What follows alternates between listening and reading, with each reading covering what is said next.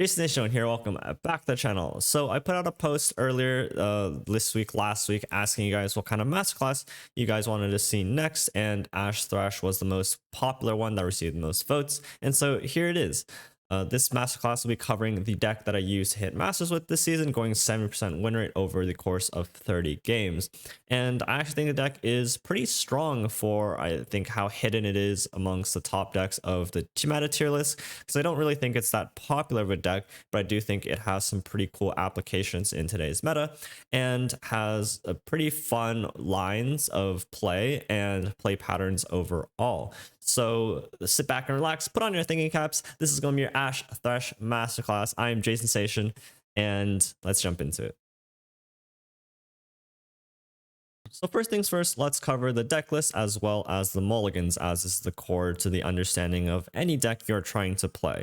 So this is a Frogger Shadow Owls Ashe Thresh tempo deck that utilizes Ashe as a way to gain value in the mid game by freezing out your opponent's board, either preventing them from blocking if Ashe is leveled, or getting them to not give up their units through value trades in order to push damage through in the mid game.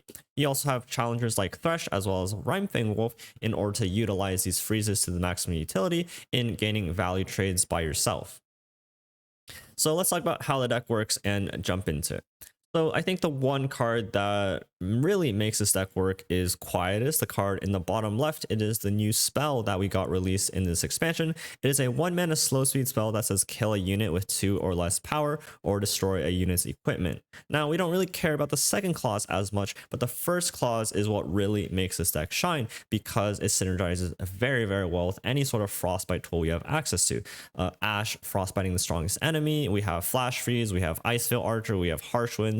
We even have Frozen Affair, and any sort of freeze will automatically put a unit's power to 0, which means that all of a sudden Quietus becomes a 1-mana removal spell on any sort of unit we want. And if our opponent tries to buff up their unit to play around Quietus, we have cards like Troll Chant to, remove 2 more power, or we can just freeze on top of it.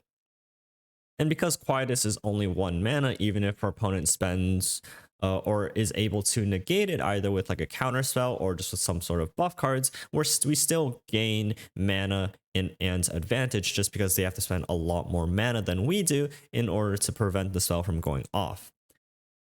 Now, the rest of the deck kind of just really fits around that sort of idea of playing into this tempo game style. We have some challengers again with Thresh and Rhymefang Wolf with Ashe. And we just have some other mid-range cards to kind of just help us level Ashe, progress our own game plan, and just build towards the end goal of freezing out our opponent's board and just getting in there for lethal.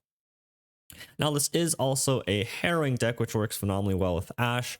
This is a very old concept, but the concept of bringing back multiple Ashes, getting their abilities off. Say you have like 2 or 3 Ashes on board, frostbiting 2 enemies, and all of a sudden that's 2 enemies that just can't block from our opponent's side. We also have cards like Harsh Winds and Flash Freezes just to proactively use the freezes in order to prevent our opponents from blocking on board. And that's a very good way of making sure that we can swing in for a lot of damage. Some notable cards, we have Babbling Bjerg. The only card that Bjerg is drawing for us is Ashe, and even if we do have an Ashe already in hand or in play, the second Ashe just becomes a Harsh Winds, and is just a very nice sort of draw engine in itself. I think the standout card here is Rhymetusk Shaman. I think this card is heavily underrated in this specific deck because not only does it work very well in leveling our Ashe, and given the recent buff to 4 health, there's not actually a lot of decks that can deal with it very efficiently. Its effect is also relatively strong in not only enabling us to get an additional freeze if we have leveled Ashe on the attack turn, but also just very good at stalling against some of the more unit-based mid-range decks that tend to go tall or onto a single unit or a couple of different units. Another notable card is Frozen in Fear. This is also one of the relatively new cards that has been released for the Ashe Freeze archetype, and it summons a Rhymefang pack, which is a 1/1 overwhelm wolf, and it gains +1/+1 for every time we frostbend enemies this game. If you have something like a Rhyme-Test Shaman in play, you can gain a lot of value off of this in helping you stack up a very, very big overwhelm unit, especially in conjunction with the Crystal Arrow that you can get off of Ashe. You can just generate a very big unit for a very cheap mana point, and also have a Frostbite if you do have a leveled Ashe on board as well. Now, Thresh also works phenomenally well in this archetype because Thresh actually does have a decent way of leveling in this deck, because you do have your own challengers to kind of pick off your opponent's units, but you also have some of your own units that, you know, are kind of squishy, like Avarician Sentry, Iceveil Archer, that just make good blockers, and then you can just help level up your Thresh. And of course, when Thresh levels and attacks and brings out an Ashe, that also just attacks and freezes another unit on top of it. So there's a very, very strong combo overall in not only pressuring out your opponent, but once you get to the very, very end where you can finally swing in with a couple of freezes and leveled Ashe on board, you can just completely lock your opponent's game out, or opponent's board out of the game, and just swing in for lethal. Now let's talk a little bit about the mulligans. I did mention that Quietus is probably the single most powerful card in this deck that does make this card deck work, and so it's pretty much an auto keep in any sort of hand. I don't know if I would keep more than one, just because you do require other cards to go along with it, but it's just so good into any sort of different matchup. It's good against aggro because it just kills like a 1-drop if it has 2 or less power. It's good into control or other mid-range decks because eventually you'll get that really powerful sort of tempo swing and just being a 1-mana remove spell. So in any situation, I'd probably like to have at least one Quietus in my hand, just because it's also the only sort of removal that we have outside of our one of Vengeance to deal with our opponent's board outside of our attack turns. Outside of that, of course, cards like Ashe and Iceveil Archer just make up some decent early curve. We don't need Iceveil Archer in every matchup, but if we have Iceveil plus a Quietus, that just makes a very, very powerful combo on your sort of mid-game turns, or even with Ashe plus Quietus. So any of these 3 cards are definitely in the top priority, but definitely something like Quietus and Ashe just make up the bulk of what we want to see in our mulligan, and maybe just like a 2-drop in case we need to use it as a blocker. After we have that, because of course we have 4 cards in our mulligan, we can start looking for some of the more situational cards. Cards like Rhymefang Wolf are fantastic in conjunction with Ashe, especially if we are attacking on evens, where we can play Rhymefang Wolf into Ashe into an attack. Of course, this is a little bit of a slower curve, so depending on the matchups, you can decide whether or not this is the right pick for you. Now, if you have something like Ashe, Rhymefang Wolf, plus a Troll Chant on top of it, that just is icing on the cake, because generally speaking, Ashe is, you know, with 3 health, is still relatively vulnerable to just blocks and things like that. Now, would I keep Troll Chant without like Rhymefang Wolf or Ashe? Probably not. So Troll Chant is probably just a very minor pick on the very far end if you have a very, very perfect unit-based hand. Rhyme-Test Shaman, also another one of those situational cards. Obviously, you wouldn't keep this into some of the more aggressive decks, but most decks actually just don't have a very good way of killing Rhyme-Test Shaman, and it just creates a lot of value for your deck. Not only does it level up Ashe, but it also just enables Quietus, shuts down your opponent's board, and stacks up your Frozen in Fears. And so I would keep this in. I'll probably keep this into any of the slower matchups listed in like timelines or Nasus, things like that. Thresh also, for a similar example, if you don't have a good hand, you probably can't keep Thresh, but Thresh is a very strong enabler as well. Not only does it work as another challenger with Ashe, it just works towards leveling up Thresh and have this overall sort of snowball effect where your opponent has to deal with Thresh, otherwise they're in danger of losing the game as well. Thresh's box, the champion spell, also gives another point of removal if we need it into specific matchups as well. Now the rest of it, you know, you can have like a 2-drop if you need, like a Sentry if you feel like you need a blocker. If you don't have Ashe, maybe you want to keep Bjerg just as a way to guarantee drawing Ashe. But looking at a high level mulligan, this is probably the high level priorities. And so let's jump into some real game examples and talk about the matchups and why I chose the mulligan in the way I did. So the first mulligan we have here is against a Vi Trundle Timelines deck. This is a lot more focused on mid-range, so they generally speaking play 1 or 2 units a turn.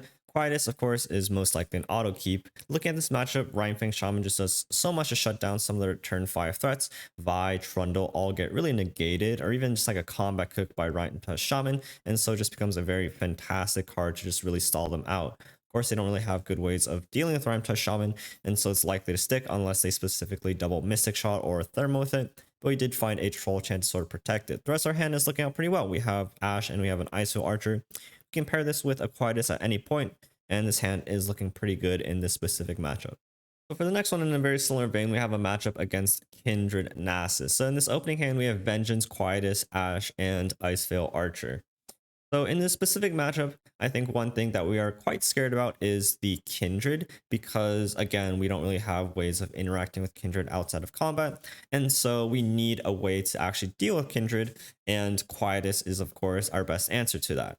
Now, I also see Vengeance in a hand, although it's quite slow, being 6 mana versus Quietus only being 1 mana. I think just having a second way of dealing with Kindred, because if they do draw 2 Kindreds, we kill one, and if we can't kill the second one, we're still going to find ourselves in a very similar spot.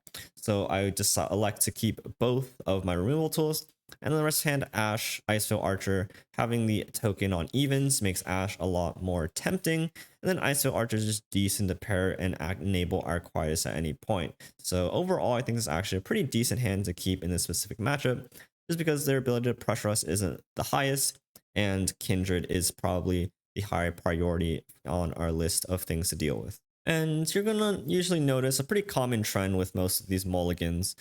Just because the core components of our deck are the same across most any sort of matchups, the mulligan becomes relatively easy regardless of what our matchup is. So in this matchup against these Elise Nora, we have Ashe, Icefield Archer, Bjerg, and Rhyme Test Shaman. Because we already have Ashe in our hand, I don't think it makes much sense of keeping the battling Bjerg, just because they both fight for our 4-drop on turn 4, and we can curve with other units. Rhyme Plus Shaman also is a decent card. Again, I don't think they have many good ways of removing it, and if we already have a pretty early curve, I think it's pretty fine to keep. ISO Archer, just situational card in case they drop a Nora and allow us to develop into it. We have the freeze to deny that. We just have a relatively good blocker in the early game if we need it. And so we just kick a Bjerg here and look for something slightly better. Maybe a Thresh, maybe Troll Chant, maybe Rhymefang Wolf. Now, the only matchup where I think we'll definitely feel pressure to mulligan in a way that's usually different is, of course, against any sort of aggressive burn deck. We can't really keep anything like Bjerg, it's just too slow. We're looking for 2-drops, and so we did manage to pick up 2 of them, which is nice. Obviously, you would ditch anything, I think, in this deck that doesn't cost less than 2. Even something like Ashe, I'd be very hesitant to keep, just because it doesn't really block very well, and unless we have exactly Rhymefang Wolf with Ashe, we're not really gaining much value out of the freezes. We always have better enablers for Quietus other than Ashe, and so it really into any pirate matchup, into any burn deck, this is the Poppy Ziggs. We would keep anything, we would just want to keep anything that costs 2 or less and mulligan the rest. If you have 2 units, maybe you consider keeping like a Troll Chant, but you want cards like the Full-Point Wanderer, the Roshan Sentry, the Icefield Archer, the Vile Feast, and the Quietuses. Alright, for the next step, let's go into talking about our win conditions and how we win the game, essentially. Now, this deck does rely quite heavily on having a leveled Ashe, but leveled Ashe is quite powerful in itself, and we have multiple enablers in getting her out. Leveled Ashe has this unique ability where enemies with 0 power can't block, so essentially any unit we frostbite or reduce their attack down to 0 just becomes a unit that just can't block. And because we can do that at burst speed, or we can just set up very powerful frostbites and very cheaply, we can often not freeze out our opponent's board and set up our own board to attack in for lethal. Cards like ISO Archer and Crystal Arrow and even Frozen in Fear are very good ways of developing into our attack turn, especially if we have a leveled Ashe, because each frostbite that we play, we essentially lock out our opponent's board. If we're not worried about any sort of removal like a Vengeance or Ruination, we can take this time to develop into our turns, especially given the fact that Frozen in Fear can generate us a really big body that if we lock out the strongest blockers, they're not really going to have a good blocker to cover up the overwhelm damage that it provides. If we do want to play around some of the more slow speed removals options that our opponents do have, we also have the ability to be flexible in how we approach our attack turns. We can just open attack with like a level Thresh. It pulls out a second Ashe, instantly locking out 2 of our blockers, and all of a sudden we can set up a turn where we're pushing maybe for like 15-16 damage. We also have access to cards like Harsh Winds, Flash Freeze, Troll Chance, Three Sisters, things like that to set up multiple freezes across our opponent's board. And if they're low enough and we have enough attackers, we can put them on a very dangerous position where they either have to buff up a lot of different units and still give us a lot of value trades, or just be unable to react at all because all the removal is slow speed. Even a card like Rhyme-Tusk Shaman has the ability to just set up a freeze going into the next round start, and then we can just open attack with Ashe, just kind of set things through.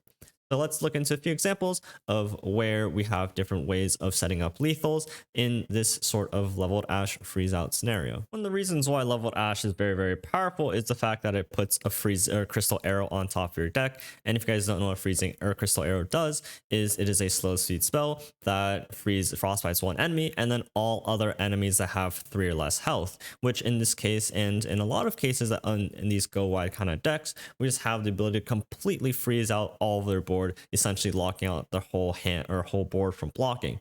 So in this position, we were able to freeze 5 different units. Even if they played out another unit this turn instead of playing the Treasure Trash, Ashe attacking would freeze last unit, and we'd be able to set up this open attack where they have no blockers into our board.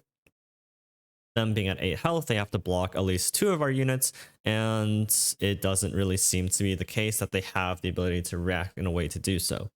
So Crystal Arrow, definitely a very powerful card that enables a lot of this enables a lot of these win conditions in the late game, and of course is able to stack up our Frozen Fear very well. If we needed to develop a little bit more, or if we had a second Frozen Fear, that Crystal Arrow pretty much just added a +5/+5 stat line to our Rhyme Fang Wolf. Now let's look at a slightly different situation. Instead, this position, we're in a much later spot. We have a lot of freezes kind of built up in our hand, and we have a pretty wide board of our own. So having a Harsh Winds attack going into a freeze instantly just freezes the last unit using the Ashe card, and our opponent is scrambling to find enough buffs to kind of get blockers to try to stay alive. But unfortunately, because our board is so wide and we've pushed so much damage in the mid game, they're not actually able to get enough blockers here in order to prevent us from presenting lethal damage in of itself. And even if our opponent did survive, we have a lot of more reactive freezes here in order to just gain some value trades and just play reactively overall. So in this position, we just had a lot more frostbites. We didn't really need to develop into any sort of slow method, and we just go in without giving our opponent any way of reacting. Another really cool thing about this deck is even if you don't really have a board, you still have Harrowing, and depending on how you've set up the game so far, whether or not you have a few Ashes in your graveyard, even like Rekindlers, things like that, this Harrowing in itself, it can just bring back enough freezes in order to completely lock out your opponent's board. In this case, we brought back 4 Ashes. We had 3 Ashes die and a Rekindler. So this attack alone just freezes out his entire board. If he plays another unit here, we freeze 4 units, and then they only have 1 blocker to our 6 wide board. Just another very powerful way to swing the game back. Even if we look to be in a very behind spot, we still have the ability to bring back a lot of our freeze potential and set up for these 1-turn kills like this. So Eval Feast, he has 1 blocker as we freeze the 4 strongest cards, and he has 1 blocker to our 6 cards, being at 14 health. It's looking kind of bleak. So unless he has ways of buffing up his board, which I don't think he really does in his colors, this just presents a lot of damage, and he only has 1 blocker to deal with it all. And finally, the last way to kind of cheat this scenario out is, of course, with a level Thresh. Now, granted, this situation or this scenario isn't the best showcase of how powerful having a level Thresh can be, but because we don't have an Ashe, we can instantly pull one out. And in our case, if our opponent just had one blocker on board, this prey in itself can't block because it only has 0 power. But if our opponent had another unit on board, Ashe would come out, frostbite that unit like it frostbites the prey, and all of a sudden they just don't have any blockers, and it can swing in for a bunch of damage here. And of course, tutor Ashe out of our deck, that just allows us to synergize with the rest of the cards in our hand.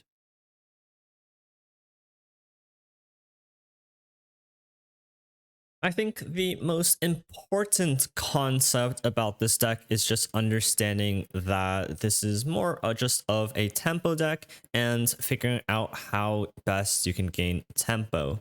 With this kind of deck that can also set up OTKs with just committing a bunch of freezes, it's important to realize when to actually use those freezes and rather to not overcommit them, trying to go for lethal when you in reality maybe aren't able to do so. So what does this mean as a tempo deck? Well, the first things first is to gain tempo through trades. A lot of the times you don't need to go for these OTKs by freezing out your opponent's board, especially if we have something like Rimefang Wolf or Quietus in conjunction. We can simply just attack in, eat off a unit for free, and maybe push 5 or so damage overall. There's really no need to end the game right away if we don't need to, because we can inevitably just build up a lot more tempo on board, and then once we amass a really wide board, all of a sudden, and if our opponent's health is lower, all of a sudden it makes it a lot easier to go for those freeze OTKs. But in reality, there's really no need to do so. You can just attack a couple times, chip down away at your opponent's board and health, and then just set up for maybe you just need to freeze 2 units, and then you swing in for like 10 damage and win the game. So very important in realizing when you can go for the lethals, when you do just freeze out your opponent's board, and when it's just correct to play a little bit more reactively, because you can gain a lot of value through the trades with Rimefang Wolf or even Thresh, or even just setting up a Quietus after Ashe freezes the strongest unit. And a reason to not overcommit the freezes on your attack turns is because you can use the freezes a lot more reactively and potentially gain a lot more value that way. Freezes are some of the best combat tricks against some of the more board-based units, because if your opponent tries to attack into you and you have a freeze, all of a sudden you can just gain a free trade there, and then that makes your attack and how much damage you deal the next turn a lot easier, especially if you have another Rimefang Wolf, you chip away at the strongest unit, maybe you block last turn with a freeze, and then you killed off another unit, and all of a sudden you're just gaining board advantage that way and pushing more damage, building up your own board, and then slowly building towards that OTK.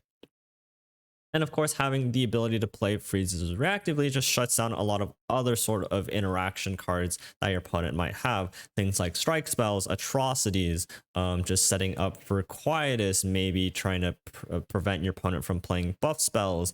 It's just very good tools to be reactive overall. And the only time you really want to use them proactively is if you can really just go in for that 1-turn kill. So let's look at a few examples of the mid game and how it can just slowly chip away at gaining a little bit more of that board advantage / tempo instead of needing to overcommit your freezes and look for a position to use them smartly. These scenarios are probably one of my more favorite ones, especially when you do have that Ashe plus Rimefang Wolf on board. Even though in my hand I do have this Harsh Winds and I can just completely lock out my opponent's board, I'm really just not pushing a lot of damage if I do so, and there's really no point in going for that. Something really cool, you can just play very reactive. You get that free trade, just threaten that free trade and have tools to back it up. If my opponent is able to buff up their Viego, I want to be able to react to it and maybe try to freeze it if it gains any stat lines. And again, as if we just remove this Viego off this board, then all of a sudden there's not much our opponent's actually doing to change the board state, and we're going to find ourselves in a very good position. So there's no need to rush things here. Even if we're floating 9 mana, there's really not much we can do, and we even force out a Rite of Negation from our opponent as a desperate attempt to keep their Viego alive. Even if this Rite of Negation goes off, the Viego only gains 1 power, and our Rimefang Wolf still stays alive. It wouldn't be a spooky Ashe deck if I didn't show off the absolute insanity that is the tempo swings that you get off of Quietus. Our opponent plays Ashe, and then pew, Iceveil Archer. Not only do we get the progress towards Ashtik, but then we just set up for this Quietus 3 mana kill, a 5-drop. If you think about that, that's just such an insane tempo swing. It's very reminiscent to any sort of, you know, Sentry Flock, but now we're doing it for 3 mana instead of 4. And it just sets us up so ahead in board that it's very hard for our opponent to come back through. Even this Mystic Shot gets denied by this Troll Chant, sets the Vise attack back down to 0 and enables our Quietus to go through without them having the ability to buff up their Vi up past the range that they need it to. And so you can just look at how efficient our turn was in gaining tempo there and just removing their 5-drop essentially for free. Obviously not for free, but for the relative mana that we spent compared to the mana that they spent, we were just put up in such a good position there. And now we have a much higher board advantage, and we can swing in and slowly chip away at the remainder of their board. And here's another case where I try to go in for that lethal. I have the Crystal Arrow. I'm completely locking out my opponent's board from blocking, and I'm trying to get in. Either I can try to present lethal, or I can just get that Rhinefang Wolf in to challenge one of my opponent's units. So they're digging for something. Maybe they're looking for like a Concussive Palm, some way to at least prevent some damage or some way to protect their Zoe. And they end up picking up a Crescent Strike off of the super cool star chart. So this kind of changes my plans because obviously I'm not able to present lethal this turn, and there's always a little bit closer to flipping, but I'm still in a good position where my Ashe is still on board, so they still can't block any of my units simply because the Ashe is still on board. And because I played the Crystal Arrow earlier and that gave me 3 extra Frostbites, I'm getting a very, very big unit off of this for just a small cost of 4 mana and allowing me to push a lot of damage through. And it's just it's just pivoting here, knowing that even if you don't have lethal, you can still set yourself up for a very, very good board advantage. And they still haven't dealt with the main issue, that is my Ashe still being on board. And if we get to the next attack turn alive, we're going to be put in a very good spot where we can probably still present lethal in itself.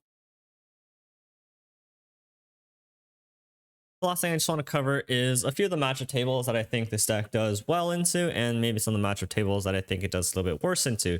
So if you want to start thinking about potentially where this fits in lineups, although that's still maybe relatively earlier, but I'll just leave this information out there. So some of the better matchups I think Ashe Thresh does into is the first one being Kindred Nasus. Having the option of the freezes just completely shuts down Nasus. It prevents things like atrocities and siphoning strikes from really going through. And often you can just force your opponent into awkward spots. Maybe they're forced to do it, and maybe they just want to take a risk and just ask if you have a frostbite. And generally speaking, you're probably going to have that frostbite. Also having decent ways of just dealing with Kindred and Nasus, given the fact that you can just Frostbite Quietus, also having cards like Vengeance, just make it very efficient to deal with their big threats, and they don't really have the best ways of protecting them outside of trying to use a deny. But if they're denying a Quietus, you can still go in on your next turn with like a Frostbite plus a Rhinefang Wolf, just to pick off some of their champions or high priority units.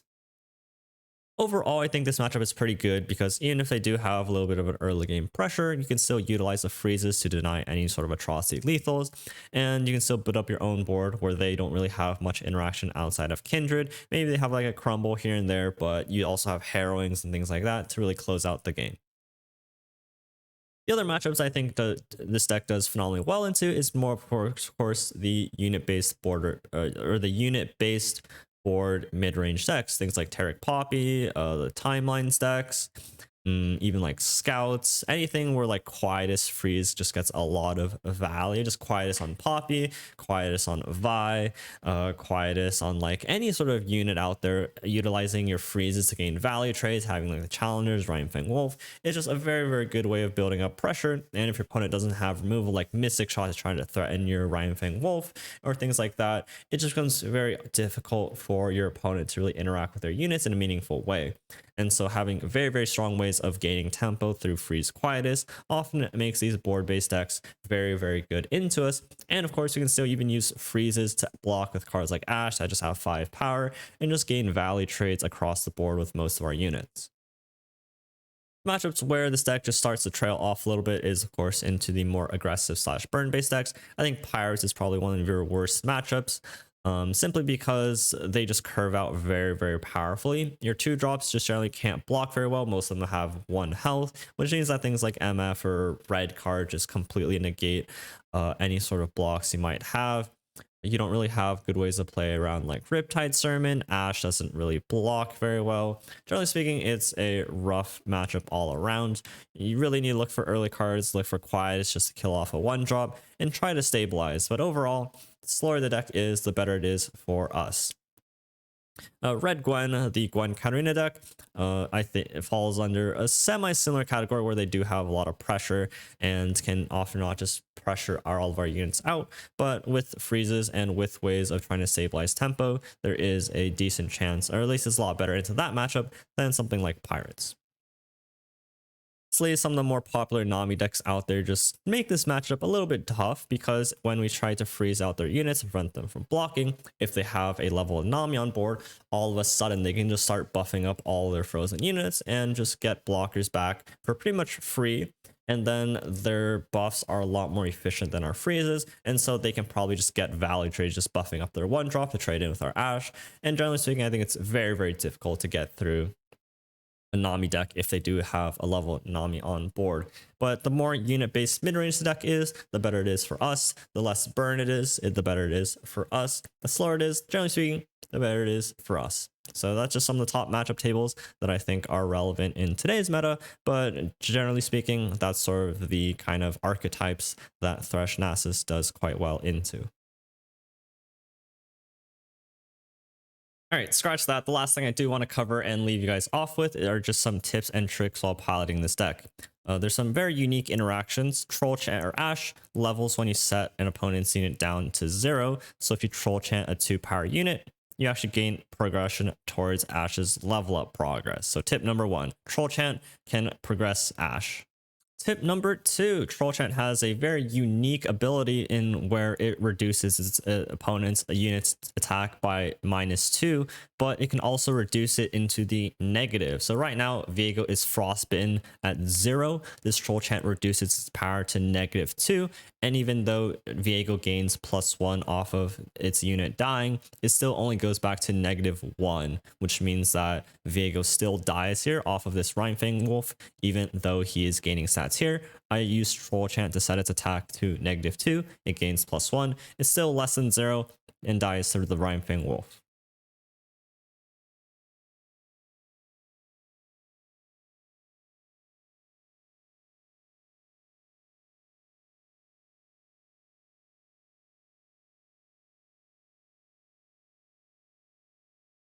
Tip number 3, when Ashe levels, she creates a crystal arrow on top of our deck, but when she levels off of the Rhymetush Shaman's round start ability, she actually levels before you draw the card, which means that on round start, the first card you actually draw is the crystal arrow. So a very, very niche interaction with specifically Rhymetush Shaman plus Ashe, but this actually allows me to crystal arrow as my first action, which in normal cases you have to draw crystal arrow first before you can use it, but in this case I was able to actually draw it as my first card because of the Shaman and set up for this attack, which I otherwise could not have done.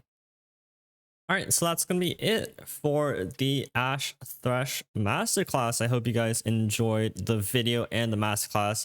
I hope you guys picked something up that you normally wouldn't have, and I hope that this video overall guides you in how to pilot this deck a little bit better than you could have before. If you guys are interested in trying out the deck list for yourself, I will post the deck list down below in the description as usual. But before I send you guys off, I will put in 1 or 2 just example games that I think are piloted pretty well and show off the deck and doing what it does. So thank you guys so much for watching the masterclass. Hope you guys enjoyed. Let me guys know what you think. Let me guys know if you have any other questions about the deck, and I will do my best to answer them down below as well. So this is JSensation. This is the end of your Ashe Thresh Masterclass. Hope you guys enjoyed, and thank you guys for watching. Peace out, guys.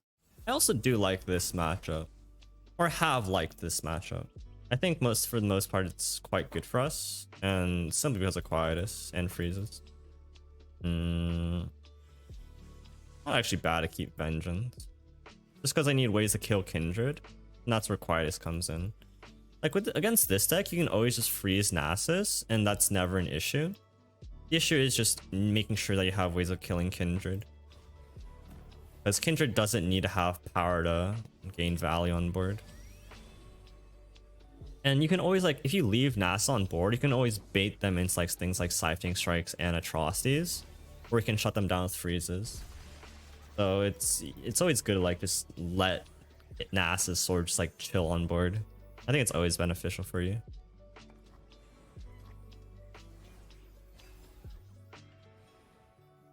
It's a good draw.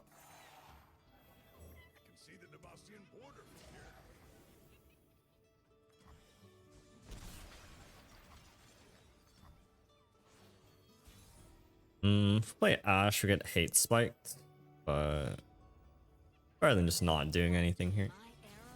Just like freezing the Kindred is kind of, or Undying is kind of poo-poo. It's like sort of like locks him from playing Kindred because we have the Quietus. That's like okay.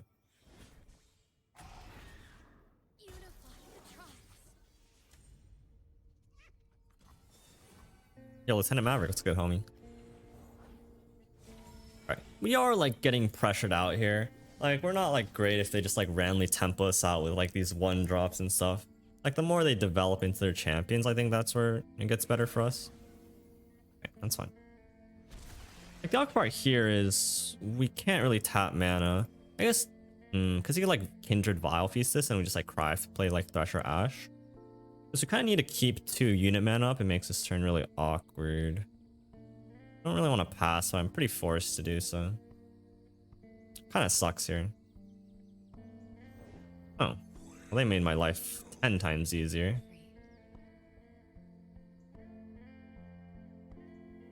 I just Vengeance here, because if I play Icesail Quietus, it's equally as bad of my curve.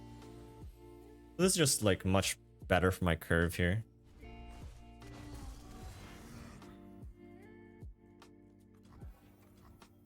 Good luck, what's good, homie? Hey, Damon. Oh, Troll Chant's really, really good.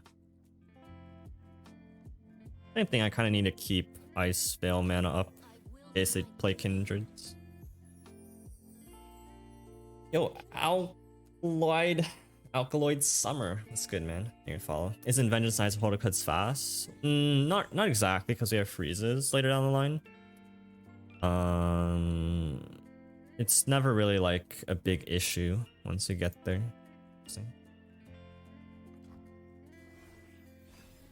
Like, eventually we'll just have enough freezes where they're not really killing us, and we don't really care about Atrocity in the same way because we have freezes, right?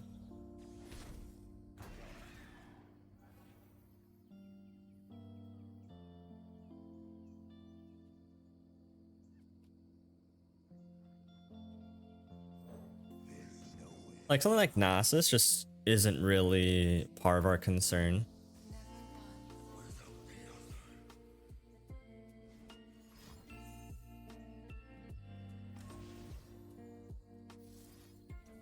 Actually a good troll chant.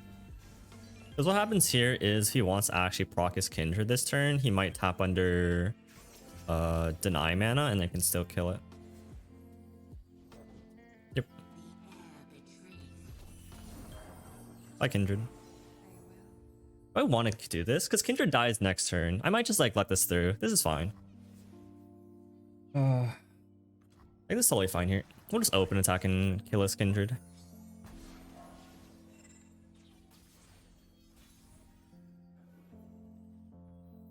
Oh, this stupid thing is taking the freeze. That's kind of taking the piss. Oh, this thing happens too, huh? Yeah, it's kind of awky. Alright, whatever. So unless he has like, there's no Vengeance in his deck, he could like Spirit String, whatever it is. Kindred's probably dying here anyways. It's okay. It definitely sucked that we couldn't get in, but this card is also really good in this matchup too. It's very annoying for them to deal with, besides like Black Spear. Yeah, you go for a homie. 4 out of 6.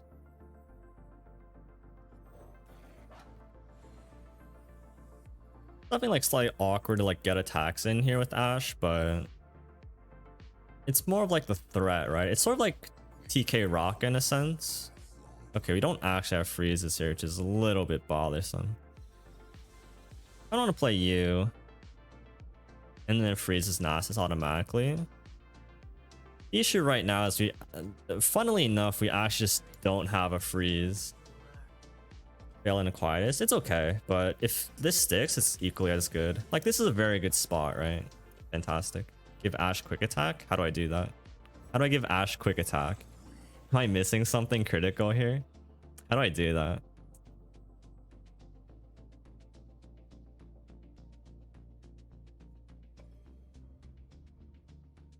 As a buff?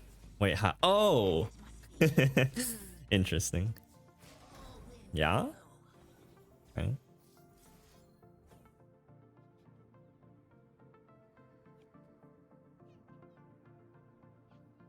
I was like, huh? I definitely got really confused there. Maybe shouldn't have used the harsh winds there, but I think it's alright. It's like Nasus will always be frozen. And worst case scenario, I can just kill Nasus if he has a way to kill my Rhine Tusk Shaman. And if we level Thresher, we just win, yeah?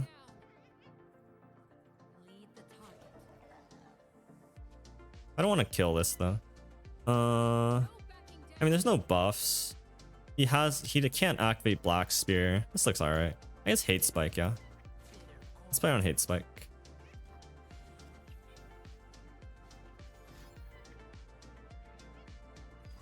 Yep, totally fine.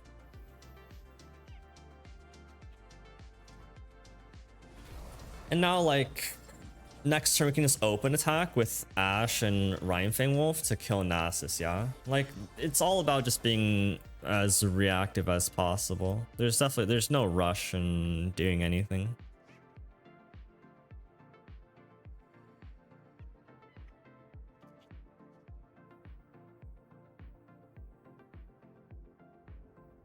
Yeah, why not? Yep. And now I can just go for a nice open attack and kill Nasus.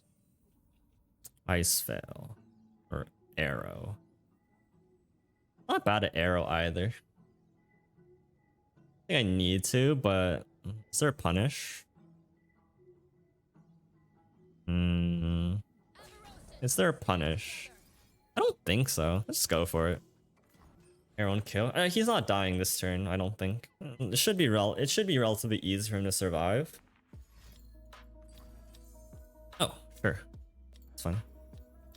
Oh, but now we have to refreeze Nasus, and that's slightly annoying.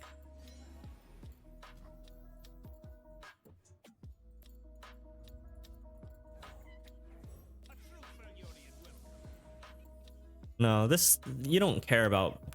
You can take this nice and slow. You don't care about like taking risks, unnecessary risks. You just play nice and slow. There's no point in taking like unnecessary risks when in this matchup you're the control deck. What sucks here is like if he has a glimpse. This is actually a little bit tricky. I probably shouldn't have attacked here. Yeah, I shouldn't have attacked here. That was silly. Cause now I'm forced to Quietus. That was silly. I messed that one up. It's fine. We're still gonna kill the Nasus, but that was a bad attack for sure. Like, that was not good at all. That was definitely a misplay. Like, that was a really bad misplay. Yeah, letting him kill the Rhine Tusk Shaman is a really bad play. It's not for the second Nasus, we're actually like in a not great spot. Unless we draw another freeze. Because we don't have another freeze, it actually sucks for us. Until we do. If we do draw another freeze, like, we just can't lose, but till then we're actually just not that happy. Oh, letting us level Thresh. Alright, well, I mean, we're fine now, because we have exhausted like most of his resources. There's just like nothing left from him. And he's just dead because none of his Zeniths can block.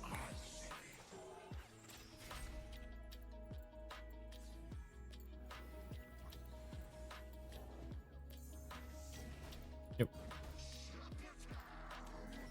Huh.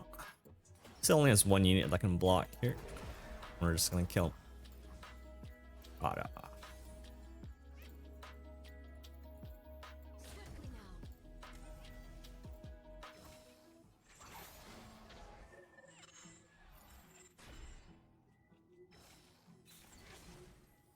I wouldn't say this is a control deck though.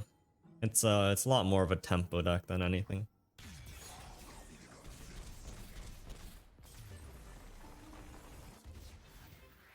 It's not as like fast per se as like something like Gwen Katarina, or like maybe like slightly slower than even like Yasuo Katarina. But in the basic principles of how the deck plays out, it's still just all for tempo.